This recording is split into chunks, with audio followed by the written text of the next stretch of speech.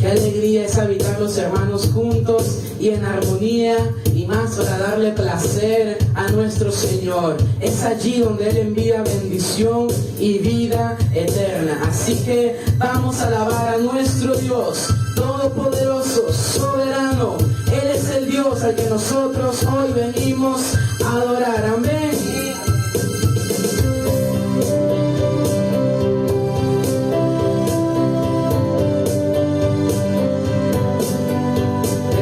Tu voz en adoración a nuestro Señor.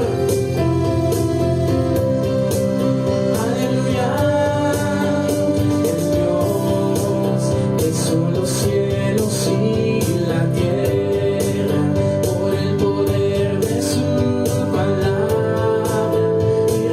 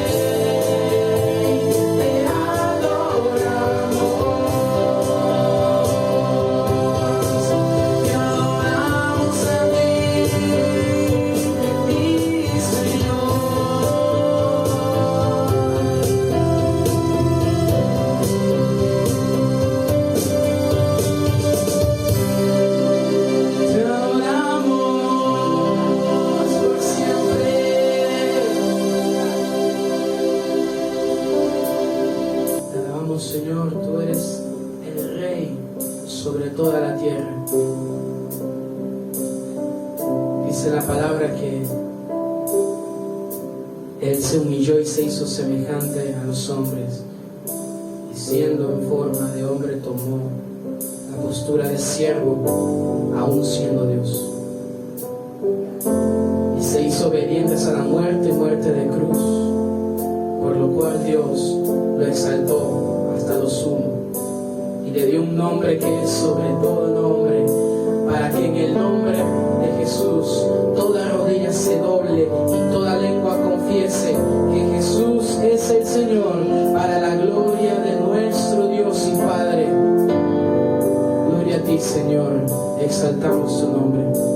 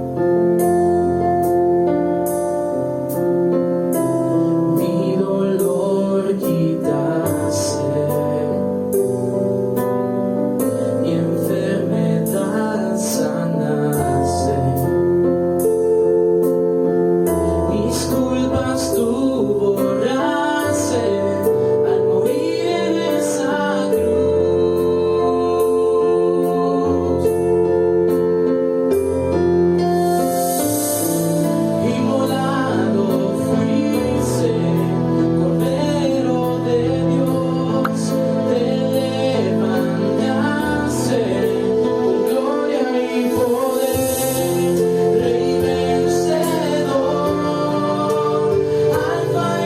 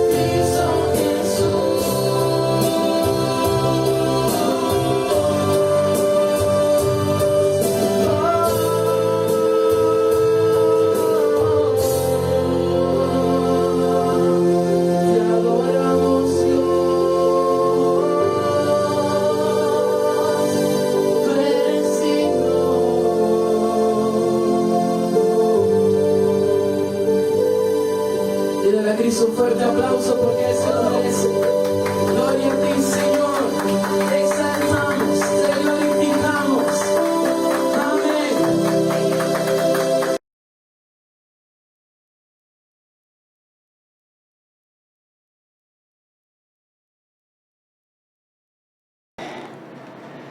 Cuán grande alegría de poder cantar juntos y en armonía, en una actitud de adoración y alabanza a nuestro Padre. Que también pido estemos de acuerdo en elevar una oración de gratitud. Padre, en el nombre de Jesús, le damos gracias porque nos permites reunirnos como familia, como una iglesia unida en nuestro amado Mesías. Papá, usted es el bienvenido. Su Espíritu Santo sea en cada uno de nosotros, haciendo como Él así le place. Que ahora de lo que vamos a recibir de su palabra, sea en nosotros atesorado, en nuestros corazones, y que por medio de su consolación, de su ayuda, seamos promovidos a manifestar, a testificar de su grandeza. En el nombre de Jesús, amén y amén. Cordiales saludos a toda la iglesia, Comunidad Cristiana Los Soberos, y también extensivo a toda la iglesia de nuestro amado Jesús, a nuestros hermanos que están por diferentes motivos en otros países y que tienen a bien a través de los diferentes medios poder recibir esta bendición. Quiero expresarle un inmenso gozo y paz de parte de nuestro amado Padre por todo lo que viene haciendo a través de su palabra y su misma presencia de su Espíritu, impartiendo el conocimiento, impartiendo en nosotros sabiduría, impartiendo en nosotros, dándonos vida a través de sus escrituras, de su palabra. Y el gozo que tengo es habernos dado la oportunidad de pasearnos a través de dos cartas. Una primera carta que tuvimos un tiempo para poder meditar en ella y que ahora por voluntad y por gloria, honra y misericordia nuestro Padre permite un nuevo tiempo para que estemos examinando y recibiendo el mensaje a través de esa palabra, a través de esa escritura en la segunda carta a los tesalonicenses. Antes bien, por supuesto, recordamos cómo el Señor está sumamente interesado que nosotros tengamos un crecimiento en la fe en nuestro amado Jesús, nuestro amado Mesías, y cómo de veras nos ha ayudado a caminar en santidad, en amor y mantenernos en una esperanza viva. Fue uno de los temas principales de esa primera carta y que ahorita vamos a tener la bendición de poder compartir un video donde podemos recordar en resumen todo por cuanto fuimos bendecidos y que a bien es como un refrigerio para nuestras vidas. La primera carta de Pablo a los tesalonicenses. Esta es probablemente la carta de Pablo más temprana que tenemos, y su trasfondo se encuentra en el libro de Hechos, cuando Pablo y su colaborador Silas fueron a la antigua ciudad griega de Tesalónica. Y después de tan solo un mes, hablándole a las personas sobre las buenas nuevas de Jesús, un gran número de judíos y griegos comprometieron su lealtad a Jesús y formaron la primera comunidad de iglesias ahí. Pero se estaban cocinando los problemas. El anuncio de Pablo de que el Jesús resucitado era el verdadero Señor del mundo trajo sospechas. Así que los cristianos en Tesalónica eventualmente fueron acusados de desafiar al César, el emperador romano, cuando decían que había otro rey, Jesús. Y esto llevó a una persecución tan intensa que Pablo y Silas tuvieron que huir de la ciudad. Y esto fue doloroso para ellos porque amaban mucho a las personas que estaban ahí. Así que esta carta es el intento de Pablo de volver a conectarse con los cristianos en Tesalónica. Después, Pablo recibió un reporte de Timoteo diciendo que ellos estaban muy bien y que estaban floreciendo a pesar de la intensa persecución. Él diseñó la carta en base a dos movimientos principales. Primero, una celebración de la fidelidad de ellos hacia Jesús, y luego, un reto a seguir creciendo como seguidores de Jesús. Y entonces, estos dos movimientos están rodeados de tres oraciones. La carta inicia con una oración de acción de gracias. Los dos movimientos están unidos por una oración de transición, y luego la carta entera cierra con una oración final. Es un diseño hermoso. Pablo inicia dando gracias y celebrando la fe de los tesalonicenses, su amor por los demás y su esperanza en Jesús a pesar de la persecución. Él continúa relatando la historia de cómo se convirtieron, cómo ellos solían ser politeístas idólatras y cómo ellos estaban viviendo en una cultura donde todo en la vida estaba permeado por las instituciones y las prácticas que honraban a los dioses griegos y romanos. Y Pablo habla de cómo ellos dejaron a aquellos ídolos para servir al Dios vivo y verdadero, y cómo ahora están esperando la venida del Hijo de Dios desde el cielo. Así que, en una ciudad como Tesalónica, transferir tu lealtad hacia el Dios creador de Israel y al Rey Jesús tenía un costo: aislamiento de tus vecinos y hostilidad de tu familia. Pero para los tesalonicenses, el sobrecogedor amor de Jesús, quien murió por ellos, y la esperanza de su regreso, hacía que todo ello valiera la pena. Pablo luego hace un recuento de la historia de su misión en Tesalónica y de las queridas amistades que él formó allí con las personas. Aquí él usa metáforas realmente íntimas. Ellos lo trataron como su hijo y él se hizo como su madre.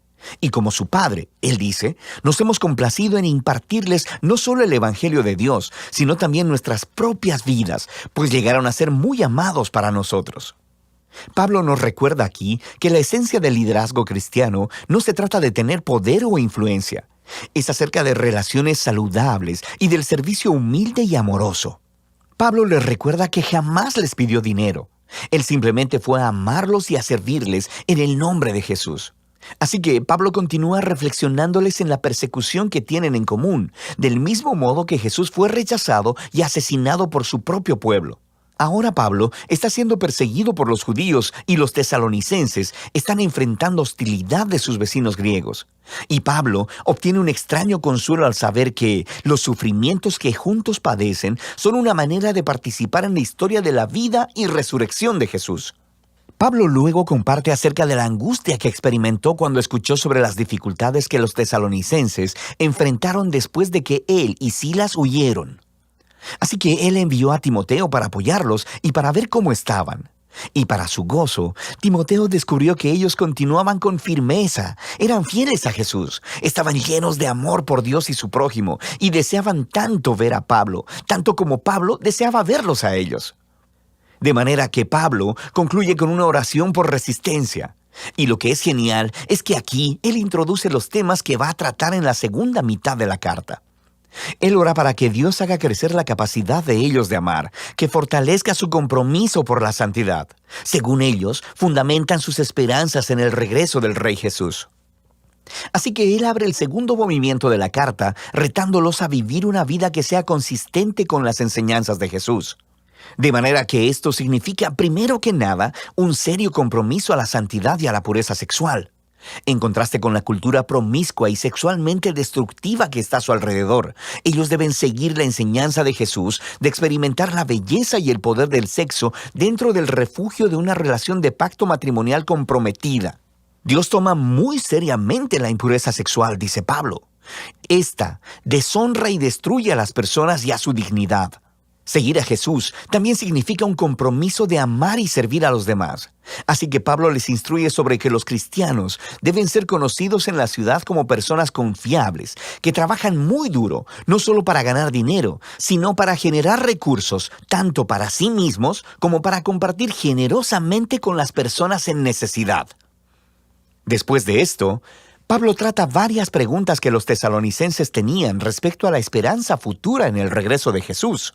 Así que algunos cristianos en la iglesia habían muerto recientemente, muy probablemente asesinados como mártires, y sus amigos y familias se preguntaban acerca de cuál sería su destino cuando Jesús regresara. Así que Pablo deja claro que a pesar de su dolor y pérdida, ni siquiera la muerte puede separar a los cristianos del amor de Jesús. Cuando Él regrese como rey, Él traerá hacia sí mismo tanto a los vivos como a los muertos. Y Pablo aquí utiliza una imagen realmente genial. Usa un lenguaje que normalmente describiría la manera como un súbdito del César romano enviaría una delegación para recibir su llegada a la ciudad. Luego, Pablo aplica esta imagen a la llegada del Rey Jesús. Cristo también será recibido por una delegación de su pueblo, quienes se encontrarán con el Señor en el aire, le dan la bienvenida y lo escoltan de vuelta a este mundo, donde Él establecerá su reino de justicia y de paz. Pablo quiere entonces que los tesalonicenses vean cómo esta esperanza debe motivarlos a la fidelidad a Jesús. Así que Pablo se burla de la famosa propaganda romana que dice que es el César quien trae paz y seguridad. Por supuesto, la paz romana venía a través de la violencia, a través de esclavizar a sus enemigos y de la ocupación militar. Y Pablo advierte que Jesús regresará un día como rey y confrontará esta clase de injusticia.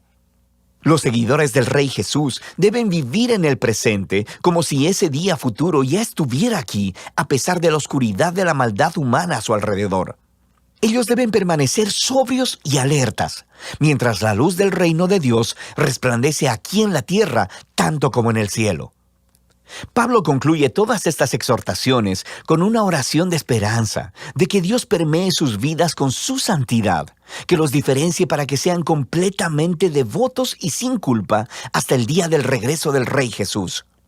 Primera de Tesalonicenses nos recuerda que desde el principio, el seguir a Jesús como Rey ha producido una manera de vivir contracultural o santa, y que esto a veces generará conflicto y sospecha entre nuestros vecinos. Pero la respuesta de los seguidores de Jesús a esta hostilidad siempre debe ser el amor, enfrentando la oposición con gracia y generosidad. Y esta manera de vivir está motivada por la esperanza en el reino venidero de Jesús que ya comenzó con su resurrección de entre los muertos. Así que de eso se trata Primera de Tesalonicenses: santidad, amor y esperanza futura. Qué bueno, llamados a caminar en santidad, amor y esperanza, una esperanza viva. Invito a que estemos abriendo nuestras Biblias en la segunda carta a los tesalonicenses. ¡Qué bendición! Estaremos leyendo en el capítulo 1, del verso 1 al 5. Y pregunta, ¿hubo la necesidad verdadera de una segunda carta? Lo más probable y verdaderamente ha sido evidente que sea sí, en razón pues de una gran necesidad de atender y verificar la obra en esa iglesia, una iglesia joven, y que a tan solo meses después el apóstol Pablo, acompañado de Silas y Timoteo, deciden escribir una segunda carta. A diferencia de otros libros que se describen en la Biblia, pasan a constituir un solo documento.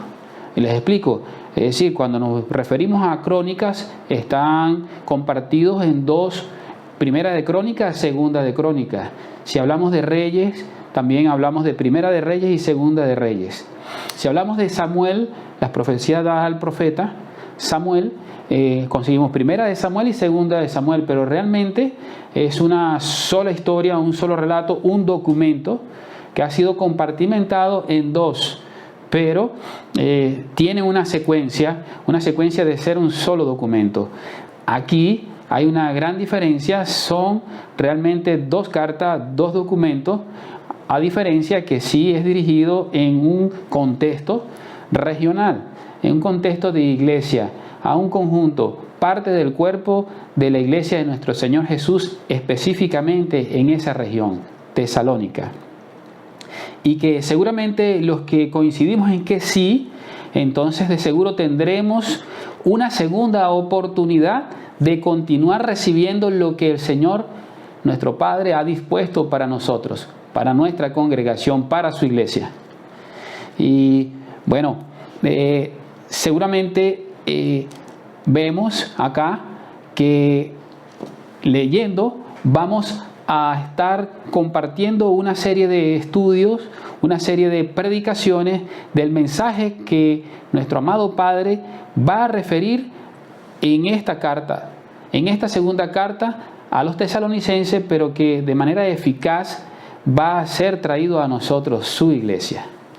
Leemos 2 de Tesalonicenses, capítulo 1, verso del 1 al 5, y leo en la versión Reina Valera 60, que dice: Pablo, Silvano y Timoteo, a la iglesia de los tesalonicenses en Dios nuestro Padre y el Señor Jesucristo. Gracia y paz a vosotros, de Dios nuestro Padre y del Señor Jesucristo. Debemos siempre dar gracias a Dios por vosotros, hermanos, como es digno, por cuanto vuestra fe va creciendo y el amor de todos y cada uno de vosotros abunda para con los demás, tanto que nosotros mismos nos gloriamos de vosotros en las iglesias de Dios, por vuestra paciencia y fe en todas vuestras persecuciones y tribulaciones que soportáis.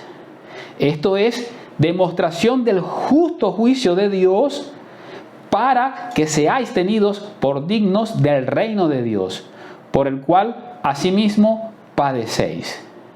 Para que seáis tenidos por dignos del reino de Dios. Es por ello allí el título de este mensaje que he dado para nuestra iglesia.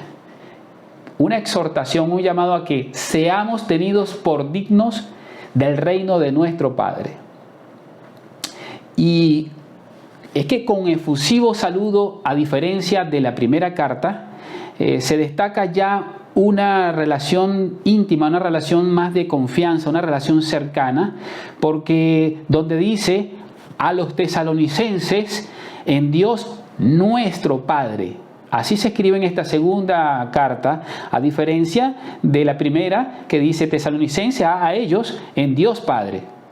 Fíjense, ya se destaca en nuestro Padre. Y un segundo detalle que cobra importancia es afirmando ya el saludo efusivo, el saludo afirmando la gracia y paz de parte de nuestro Padre, ya afirmando que tenemos en común a un Padre verdadero de su iglesia, afirmados y confirmados en la fe.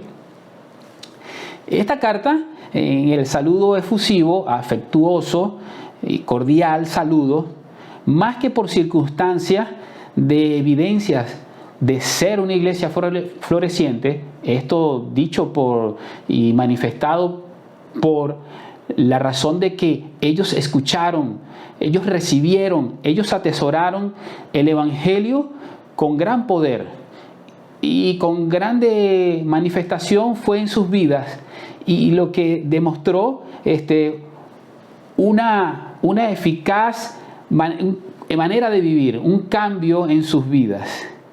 Y que ahora este efusivo saludo es en respuesta al mérito, ese decoro, eso que ahora brilla en sus vidas, manifiesto en esta segunda carta.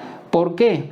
Porque realmente dice y cobra vida la palabra como es digno. Llámese como es verdadero de ser merecedores de este galardón y de reconocerlo. Fíjense en el verso 3, dice: debemos siempre dar gracias a Dios por vosotros, hermanos, como es digno. Esto es, y por sobre todas las cosas, del favor dado en la gracia de nuestro Dios y Padre. Por favor, tenemos que reconocer que ha sido la gloria de nuestro Dios y Padre eterno sobre nuestras vidas. Separado de su gloria nada pudiéramos hacer. Y verdaderamente Él es el digno, y Él mismo nos ha hecho cobrar vida y nos ha hecho dignos de su grande amor, de su grandeza y de su excelencia. Así que esto no fue dicho en lo individual, en lo referido a un individuo, a una persona en particular, sino al colectivo, a un conjunto, a una iglesia representada, a su cuerpo representada en esta iglesia local, cobrando vida en esa región de Tesalónica, a la iglesia de los tesalonicenses, tenida en cuenta como una iglesia modelo, una iglesia ejemplar. Y es que, fíjense que eso cobra, y por ello es que Pablo y sus amigos dicen realmente en reconocimiento: es digno de hacerlo. Verso 4a, leamos: tanto que nosotros mismos nos gloriamos de vosotros en las iglesias de Dios. Es decir, que entiéndase que en esta obra misionera de estos apóstoles, por supuesto que cada día más donde llegaban se añadían personas al llamado del Evangelio, al poder de la predicación de la palabra, y se iban fundando, conformando iglesias, de tal manera que dentro del cúmulo de iglesias en todas las regiones donde estaban, por supuesto que ésta se hacía digna de exaltar. Y ellos se gloriaban y así lo expresan. En todas las iglesias en que nosotros vamos, realmente nosotros nos gloriamos de su crecimiento. Anotemos muy importante esta palabra, del crecimiento. Donde hay dignidad verdadera, fíjense, hay un crecimiento de la dignidad. Se lo digo porque mientras más brilla esa luz, más resplandece, y por supuesto el decoro es mayor, y eso es dado a la gracia, al crecimiento de la gloria de Dios. Pero eso no surge así de la nada, y ya lo vamos a estar reflexionando, porque estaban ocurriendo muchas cosas en esta región y en particular en esta iglesia, conformándose, en la cual precisamente era en medio de tanta desesperación, dificultades, persecuciones, tribulaciones, aflicciones, se cumplía la palabra que dice que donde abunda el pecado, sobreabunda la gloria de nuestro Padre. Y en ello se destaca para Pablo, Silas y Timoteo, fundadores de esta iglesia, tengo nota acá, exaltan de ellos que fueron motivos de gratitud y sumo gozo del crecimiento. Y eso había sido dado, hermano, se los confirmo, por el poder de la predicación de la palabra y por supuesto del testimonio. Dos componentes esenciales: predicar la palabra de verdad y testificar de ella. Vamos a examinar lo que había ocurrido en la primera carta ya leída. Leamos. Primera de Tesalonicenses capítulo 2, versos 10 al 12 dice: vosotros sois testigos, y Dios también, de cuán santa, justa e irreprensiblemente nos comportamos con vosotros los creyentes, así como también sabéis de qué modo, como el Padre a sus hijos, exhortábamos y consolábamos a cada uno de vosotros. Y os encargábamos que anduvieseis como es digno de Dios, que os llamó a su reino y gloria. Ahí tenemos manifiesto los dos componentes. Predicábamos la palabra de verdad, pero a la vez como padres, como esos que estamos pendientes de alimentarlo, de sostenerlo de la mano, de llevarlo. También no solamente les hablábamos, le dábamos palabras, consejos, instrucciones, una guía fiel, sino que también con nuestras actitudes, con nuestro ejemplo, testificábamos de nuestra fe, de ese grande amor que había en nosotros. Eso fue lo que recibieron los de la iglesia de Tesalónica. Y que, fíjense cómo dice, que ellos mismos encargaban a la iglesia, les encargábamos para que anduviesen como es digno de Dios, que os llamó a su reino y gloria. De allí ese llamado que tenemos nosotros a que seamos tenidos por dignos del reino de nuestro Padre. Seamos tenidos por dignos del reino de nuestro Padre. Y esto no es de otra forma.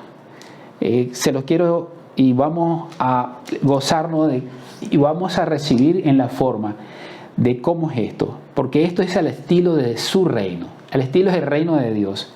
Esto es contra cualquier cultura humana. Acordémonos que las cosas que hay en este mundo son contrarias a lo que realmente representa el reino de nuestro Padre. Y nosotros tenemos que hacernos de ese conocimiento y que cobre vida en nosotros. Seamos conscientes. Leamos el verso 4b. Dice: por vuestra paciencia y fe en todas vuestras persecuciones y tribulaciones que soportáis. Realmente, necesariamente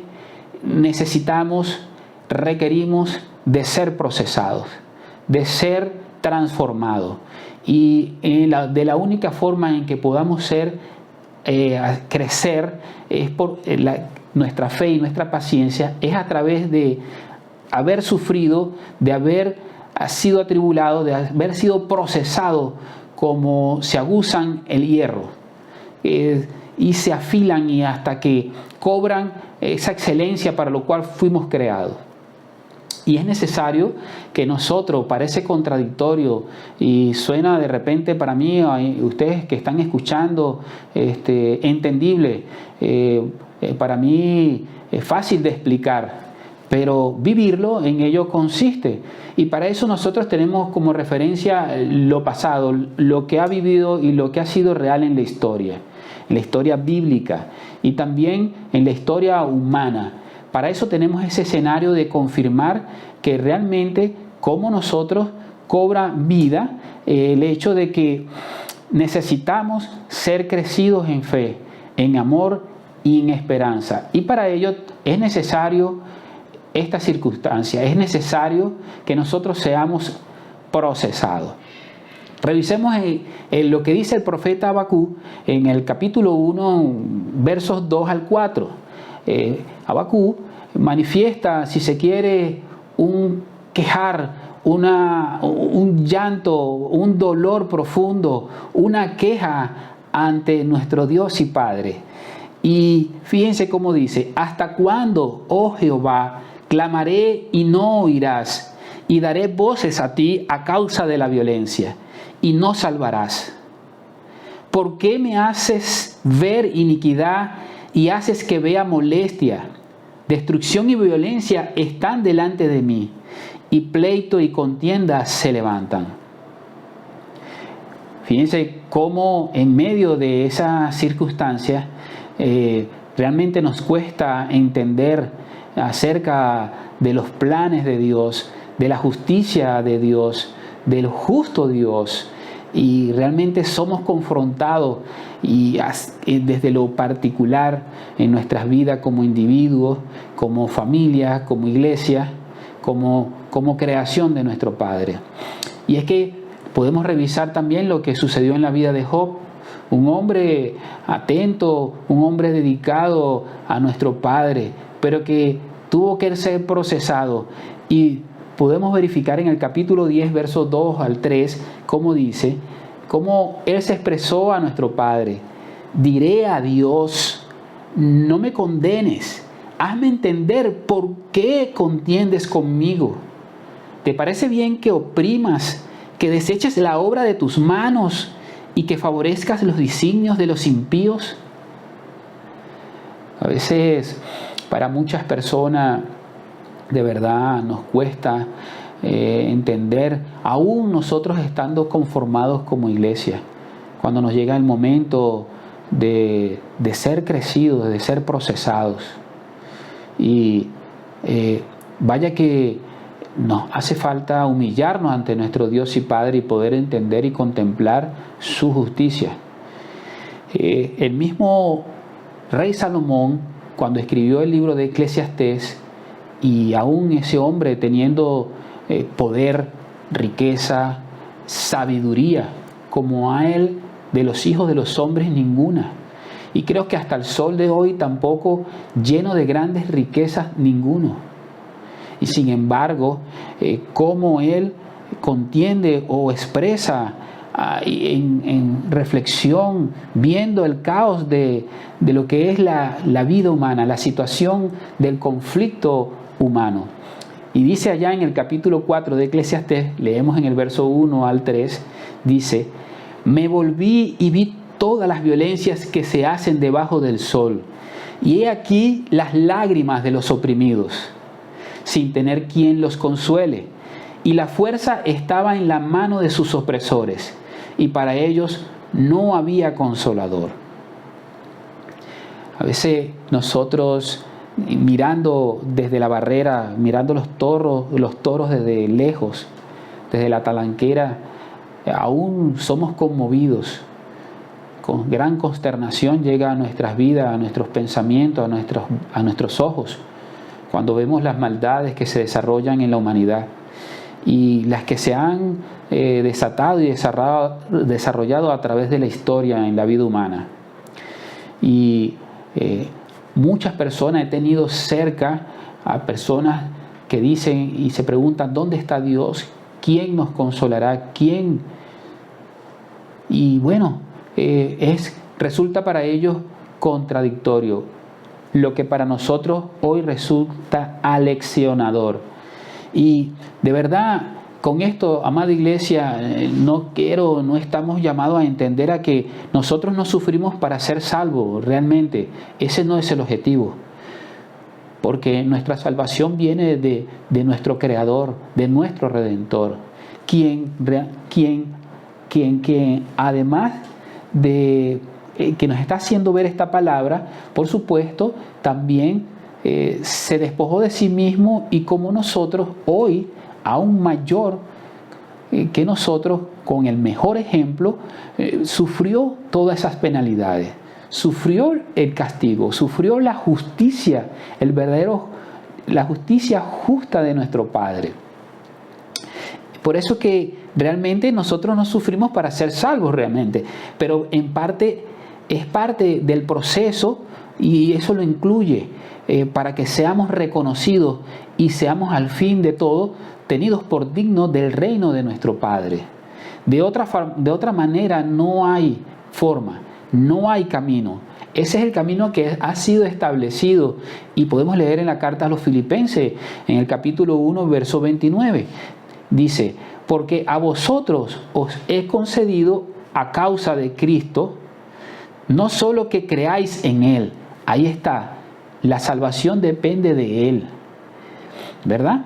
Ahí está la salvación. Pero también dice que, sino también que padezcáis a causa de Él. Es decir, leo nuevamente, porque a vosotros os he concedido a causa de Cristo, no solo que creáis en Él, tengamos fe, por la cual viene nuestra salvación, nuestra redención, sino que también es traído a nosotros la tribulación y que padezcamos por causa de Él.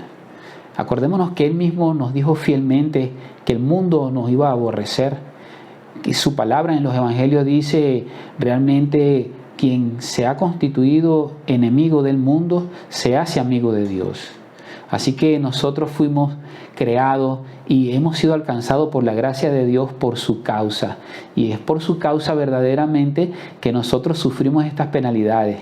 Sufrimos este justo juicio de Dios que es para todos. También nos podemos referir a nuestra carta que estamos leyendo en el capítulo verso 5a, que dice: esto es demostración del justo juicio de Dios. Y con un fin, ¿para qué? Para que seamos dignos del reino de Dios, nuestro Padre. Revisemos la carta de Santiago en el capítulo 1 y leamos el verso 2, que dice: hermanos míos, tened por sumo gozo cuando os halléis en diversas pruebas, sabiendo que la prueba de vuestra fe produce paciencia. Paciencia. Fíjense que eso es una de las cosas de la cual el apóstol Pablo, junto con sus colaboradores, amigos, Silas y Timoteo, están expresando un sumo gozo, una suma alegría y suma gratitud a nuestro Dios y Padre por la vida de la iglesia, del crecimiento que están teniendo en amor, en paciencia, en fe, ¿verdad? ¿Producto de qué? Producto de esas persecuciones, producto de las tribulaciones. ¿Para qué? Como dice el verso 5, para que seáis tenidos por dignos del reino de Dios, por el cual asimismo padecéis. Amados hermanos, ese es el llamado que hoy recibimos. Seamos tenidos por dignos del reino de nuestro Padre. Y para ello debemos considerar algo que recientemente leí. Dice, mire, una reflexión. Nuestro amado Jesús en este mundo fue hallado por digno a causa de que triunfó, aún en este mundo caído, triunfó en la cruz, haciéndose nada. Es decir, hasta lo sumo fue hecho varón de dolores y fue tenido por digno a causa de su testimonio. Pero fíjense la diferencia. Adán, que estando en el paraíso, a causa de su desobediencia, nosotros sufrimos las consecuencias del pecado, llevado a muerte. Jesús, en este mundo caído lleno de maldad, fue tenido por digno por triunfar en esa cruz. Nunca renegó, aún caminando en este desierto. Fíjense, nada más se nombran 3 episodios que aún más nosotros pudiéramos inquirir y pensar estar 40 días sufriendo en un desierto. Pero se nombran 3 cosas. La tentación por la falta de alimento, el pan. La tentación por la falta de dominio, de poder. Cuando fue tentado y fue allí para que tuviese poder. Una de las cosas que más a veces satisfacen en la vida humana. Sin embargo, él no se contaminó con eso. Y mucho menos con algo que es más grave. Ser tentado para apostatar de su fe. Es decir, para cambiar al único Dios y Padre, al único verdadero Padre, por cualquier objeto de adoración, cualquier objeto de iniquidad. No cambió, no claudicó, su fe se mantuvo, creció en fe, creció en paciencia, su abundancia en esperanza aumentó por las promesas eternas que le esperaban en su Padre. Sabía de dónde venía, vino aquí a cumplir una misión en la tierra, pero sabía para dónde iba, una promesa eterna. Así que nosotros hoy debemos también considerar que a consecuencia de la desobediencia, amados hermanos, de nuestras malas decisiones, estamos viviendo en un mundo caído, en un mundo en caos, donde más bien a partir de estos 2000 años, la historia de la humanidad dio un vuelco, dio un giro completamente de 180 grados. Aún los hombres de ciencia se maravillan por todo lo que ha venido revelándose en las escrituras, en el conocimiento de la ciencia, en todo lo que los hombres hallan y buscan explicación en la vida humana. Pero que no hay otro camino. Esta es la única verdad. Este es el único camino, nuestro amado Mesías, la verdad de su palabra, el verbo que nos conduce a la vida eterna. Y es que, amados hermanos, reflexionemos del justo juicio de Dios, que tiene grandes promesas sobre nuestras vidas. Es que Él es un único altísimo Dios y se tiene que hacer evidente que su justicia es sobre toda su creación. El mismo sol, las mismas escrituras dicen y habla que su creación, el sol sale para todo. El sol sale para tanto para buenos y malos, sale para ricos y para pobres, sale para desde los más pequeños hasta los más grandes, es decir, desde los jefes de familia hasta los gobernantes de todas las naciones, por el cual nosotros, todo lo que nos acontece, todos los momentos que hay en nuestras vidas, el momento para nacer, para crecer, para reír, para sufrir y para morir, a todos nos acontece por igual. Lo que hace la diferencia realmente es de quién nosotros nos hemos sostenido, a quién nosotros le hemos creído. Lo que importa es la grandeza de Dios que se está manifestando aún en medio de estas situaciones que nosotros vivimos. Y le digo, la palabra así lo declara, así lo hace ver en el libro de las Revelaciones. Vendrán cosas en las cuales serán como aquellos días, en los días de Noé, serán como en aquellos días de Sodoma y Gomorra, donde la maldad se multiplicará, pero la gracia, el poder y la gloria de Dios serán aún mayores, para que sea consumada toda su justicia por medio de nuestra fe. Solo por ella seremos alcanzados en promesas eternas. Así que si podemos hablar de ejemplo de todo lo que está aconteciendo en la humanidad, fijémonos, revisémonos.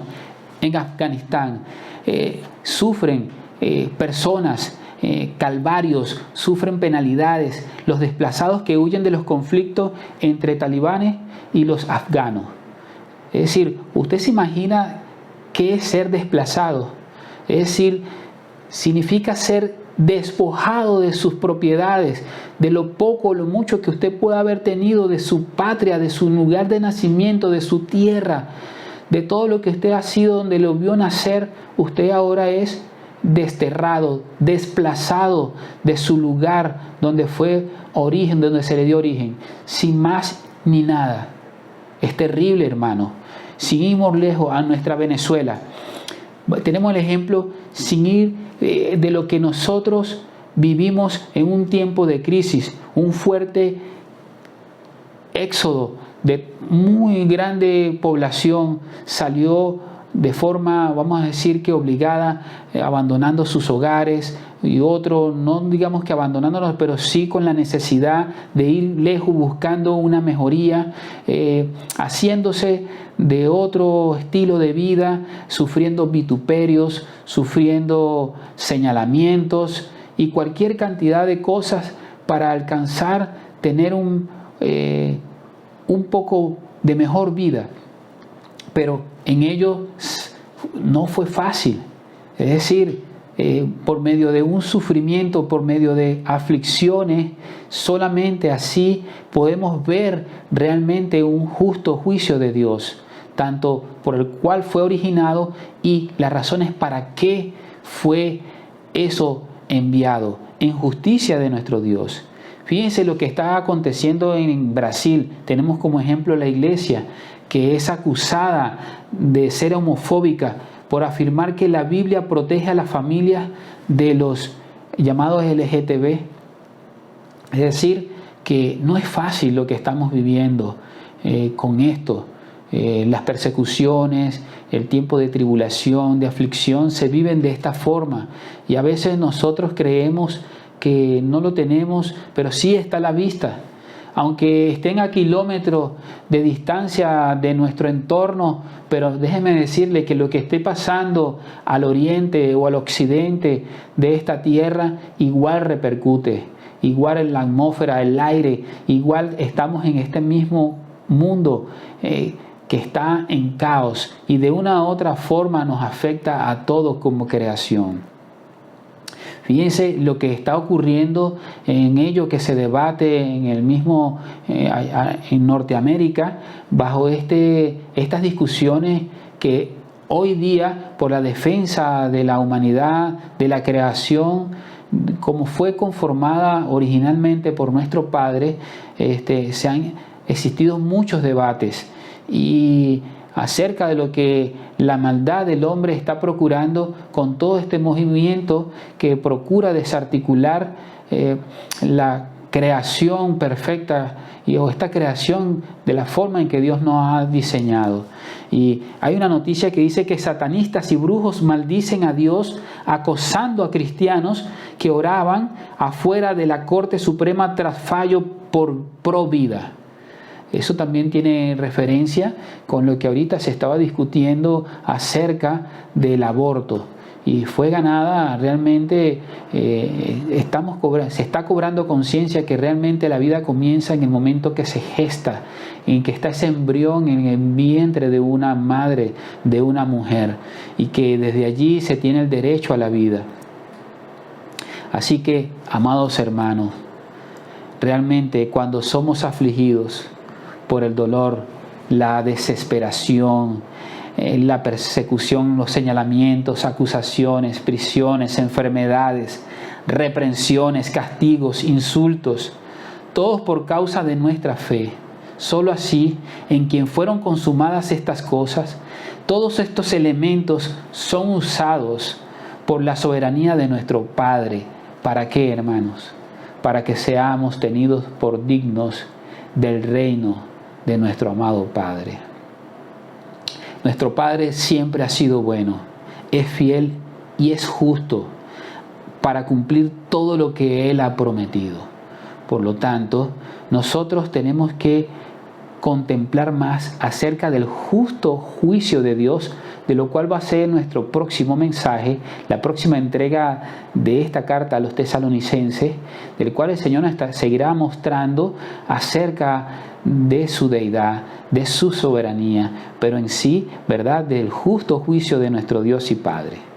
Así que, amada iglesia, con ello le pido a nuestro soberano y justo, nuestro amado Padre, les bendiga en el nombre de nuestro amado Jesús. Amén y amén. ¿Cuántos son pueblo de Dios aquí? ¿Cuántos están agradecidos porque el Señor nos ha hecho parte de su reino, parte de su familia? Por eso vamos a alabarte, Señor, porque como tu palabra dice, llevaremos tu gloria a todo lugar.